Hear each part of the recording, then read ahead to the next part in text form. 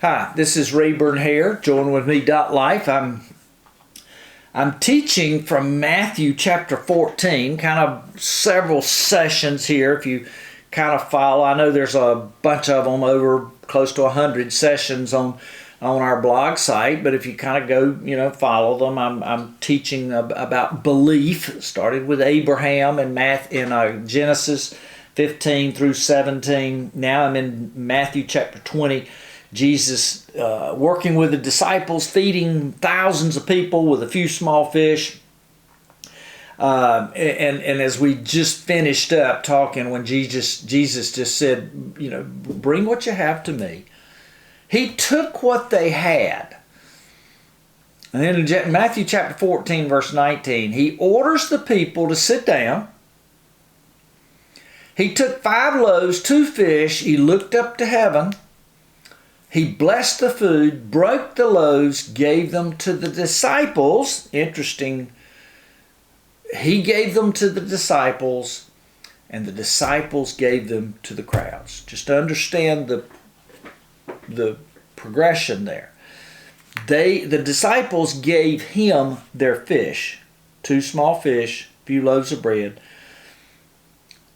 Jesus took them, what they had, and then he gave it back to them. And then they took it, the disciples took it, and then fed the people. That's what the scripture says. They all ate. Don't miss that. Matthew 14:20. They all ate and were satisfied. They picked up what was left over of the broken pieces, 12 full baskets. There were about 5,000 men who ate, besides women and children. It's been estimated, 8 to 10,000 or more. So there was 5. There was women and children. So you certainly it's a conservative number to say 8 to 10,000 that Jesus fed with a few small fish, because they were willing to give what they had to him.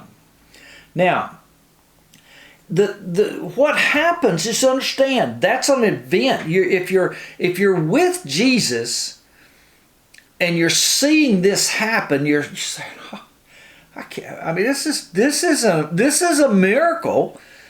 They saw it regular. The scripture says immediately he made the disciples, Matthew 14:22, made the disciples get in the boat, go ahead of him to the other side while he sent the crowds away. So get the story. Get in the boat, go to the other side. I'll take care of dispersing the people. He made them do that. Go. I'm going to take care of this. So he sent the crowds away.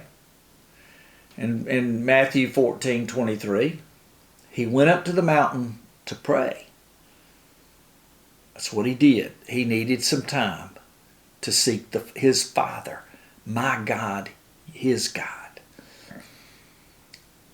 He went up on the mountain to pray. It was the evening. He was there alone. Now, remember, the disciples were headed out on the boat.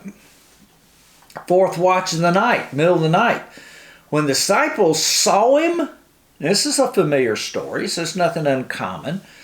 They see him, Jesus, coming, walking on water. He just fed thousands of people. Now he's come walking on water. They were terrified. Well, I would have been too. It's night. There's a storm.